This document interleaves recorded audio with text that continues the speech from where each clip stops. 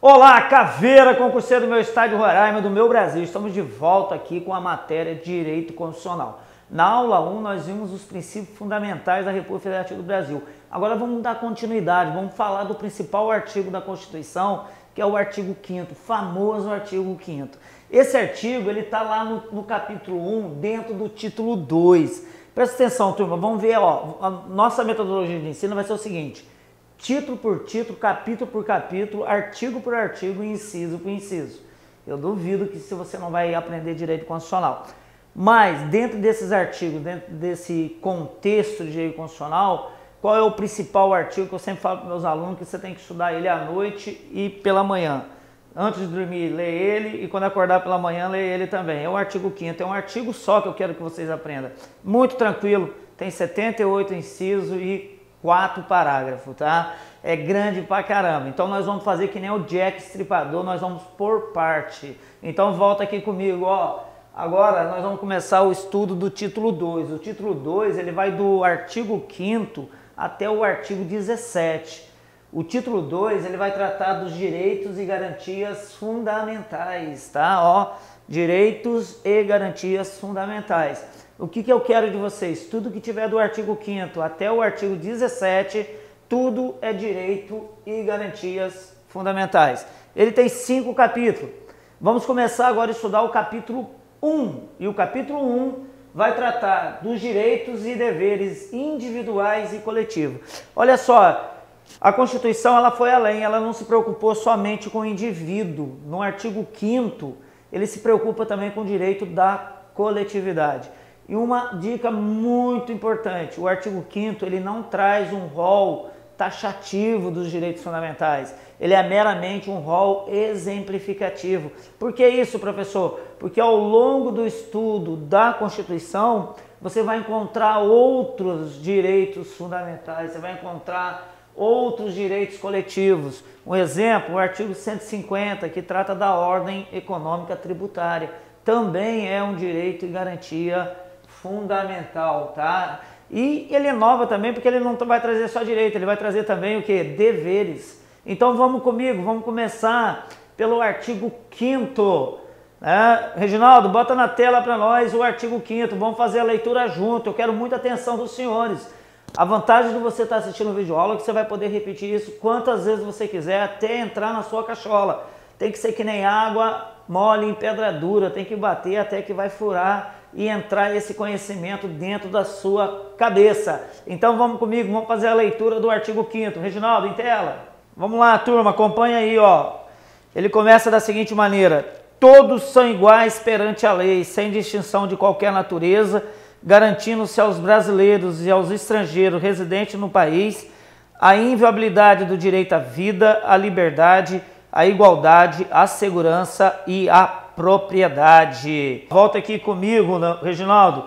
Ele fala o que? Ele traz uma relação de direitos individuais e ao mesmo tempo também coletivo. Ele vai proteger o que? Ele vai proteger a vida, vai proteger a segurança, a igualdade. A gente tem como característica dessas normas do artigo 5º, delas serem normas de direitos humanos de primeira dimensão ou de primeira geração. Significa o quê? Elas têm um cunho negativo. É um cunho negativo por causa do quê? Porque o Estado não pode entrar na sua propriedade, na sua liberdade, na sua vida, na sua segurança. Tá? Ele proíbe o Estado de afrontar o direito individual. Tá, ok? Essa é a dica que a gente dá. O artigo 5º ele vai trazer o princípio da igualdade, né? Também da igualdade material e da igualdade formal, que é a isonomia. Todos têm que ser tratados de forma isonômica, só que vai além, porque ela também traz normas negativas, aonde vai tratar os iguais de maneira igual e os desiguais de maneira desigual, na medida que eles vão se desigualar, ok? Então isso é o correlato da igualdade. Igualdade formal, todos são iguais perante a lei. Igualdade material é quando se busca nivelar as desigualdades, tá ok? Fica a dica. Aí vamos continuar então, vamos ver agora inciso por inciso. Reginaldo, em tela, vamos colocar o inciso 1º aí do artigo 5º. Né? O que traz o inciso 1º do artigo 5º?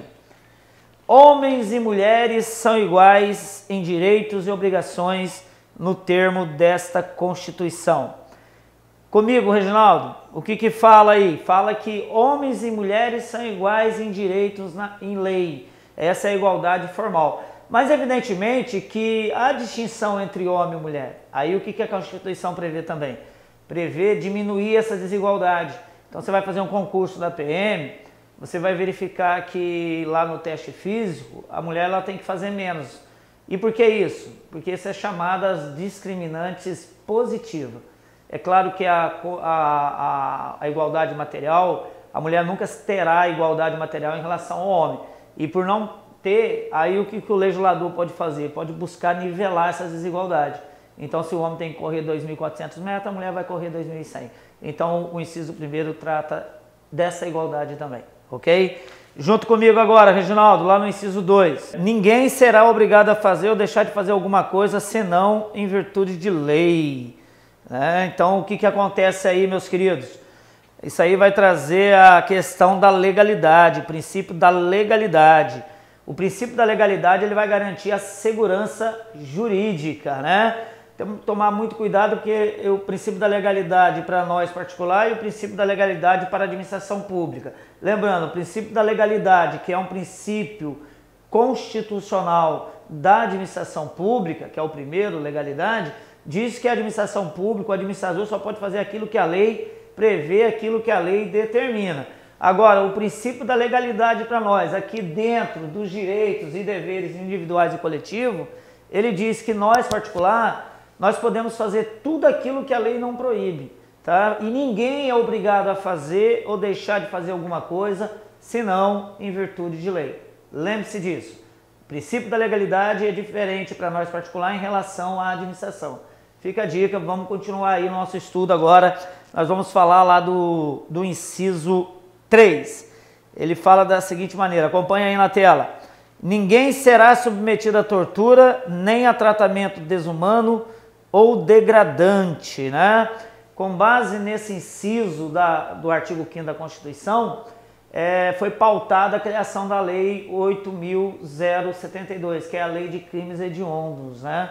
Então ela veda a prática da tortura, colocou lá os equiparados a crimes hediondos, tráfico, tortura e terrorismo, foi com base nesse inciso aí do artigo 5º, tá? Que ninguém será submetido a tratamento desagradante, tortura, né? Ou qualquer forma cruel, ok? Então isso que traz aí o inciso 3, a vedação da tortura.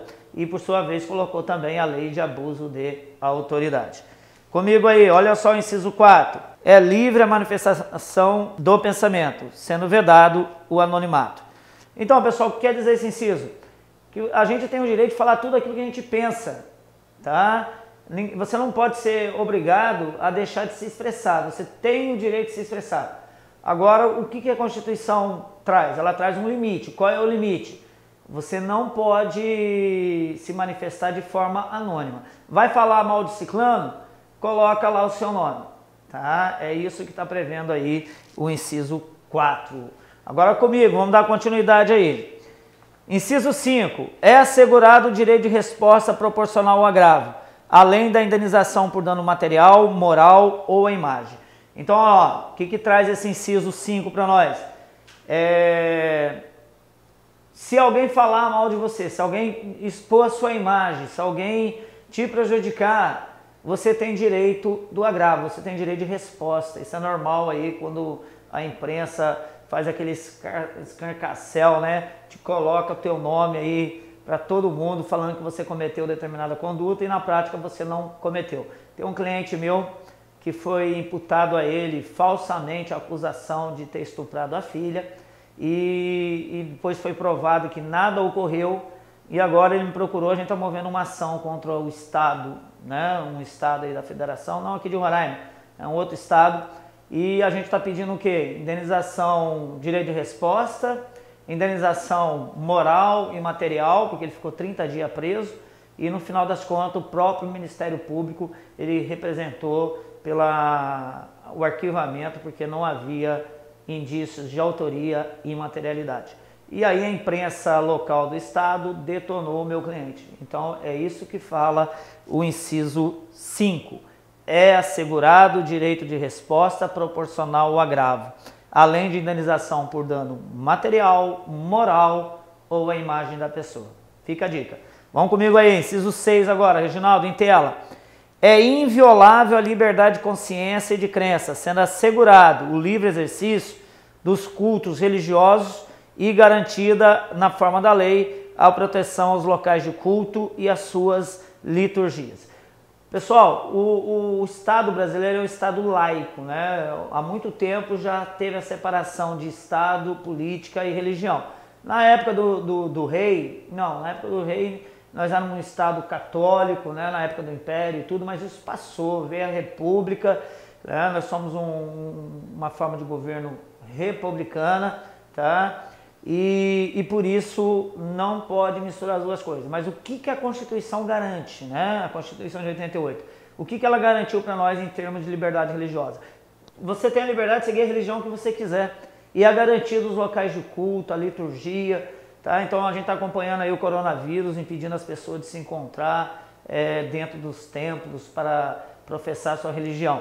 Isso veda, isso afronta a Constituição. Tá? Pela Constituição Federal isso é vedado, tá, ok? Porque é garantido na Constituição a liberdade religiosa e a prática religiosa, bem como o respeito ao espaço para a liturgia de qualquer religião. Tanto é que a Constituição prevê que em estabelecimento de internação, qual é o estabelecimento de internação? Hospital, quartéis, presídio, escolas integral, é garantido o espaço para a liberdade religiosa. Por isso que na PM tem o capelão, por isso que no Exército tem o capelão. Independentemente da denominação religiosa, ele vai ter assistência religiosa garantido com base na Constituição. Ok? Fica a dica aí. Vamos dar continuidade então. O que nós temos agora, pessoal? Inciso 7. É assegurado nos termos da lei a prestação de assistência religiosa nas entidades civis e militares de internação coletiva. Sem comentário, já tinha comentado no inciso anterior, que é a garantia da prática das liturgias. Somos um Estado laico, um Estado leigo, né? É uma democracia e não uma teocracia, e por isso é garantido nas internações coletivas a garantia da profissão religiosa. Ok? Fica comigo. Vamos lá para o inciso 8º. Ninguém será privado de direitos por motivo de crença religiosa ou de convicção filosófica ou política, salvo se invocar para eximir-se de obrigação legal a todos imposta e recusar-se a cumprir prestação alternativa fixada em lei. Então o que acontece aqui? Nesse inciso, né, você tem toda a liberdade, mas você não pode levantar essa sua convicção religiosa para deixar de fazer alguma coisa exigida por lei. Aí você vai falar assim: ah, professor, mas e o 08, o conscrito que vai prestar o serviço militar obrigatório? Ele é obrigado a prestar? Não, ele pode usar a escusa de consciência por convicção política religiosa, mas o que ele é vedado a ele? É vedado ele cumprir uma prestação alternativa. Então, se o delegado da junta de recrutamento falar para ele que ele vai prestar um outro serviço diverso do militar, ele está obrigado a cumprir. Ok? Fica a dica aí, vamos lá para o inciso 9. É livre a expressão de atividade intelectual, artística, científica e de comunicação, independentemente de censura ou licença. Então, pessoal, o inciso 9 ele fala assim, ó, o artista tentaram criar uma autarquia para regulamentar os músicos. Mas músico, pessoal, músico é dom, músico é artista. Isso é vedado, criar qualquer tipo nesse sentido. O cara que nasce com o dom de tocar, ele não pode ser limitado pela lei. Então é por isso que não vingou as associações de músico brasileiro, porque não tem como você limitar, impedir ou disciplinar. É dom, é arte. Por isso que está aí o inciso 9. É livre a expressão de qualquer atividade intelectual, artística e de comunicação, independentemente de licença. Então, se eu quiser começar agora a fazer um show não que eu toque algum instrumento, mas imagina se eu tocasse, se quisesse fazer um show na praça pública, eu não ia ter que pedir licença e nem autorização de ninguém, tá ok? É isso que garante o inciso 9. E aí, para a gente concluir essa primeira parte, vamos falar do inciso 10. Olha só o que traz o inciso 10. Na lousa, Reginaldo. São invioláveis a intimidade, a vida privada, a honra e a imagem das pessoas, assegurado o direito à indenização por dano material ou moral decorrente dessa violação. O que eu posso falar para vocês, você tem até uma súmula nesse sentido, é a súmula 403 do STJ. Reginaldo, bota aí a súmula 403 do STJ para a gente dar uma lida aí junto com o pessoal. O que fala ela?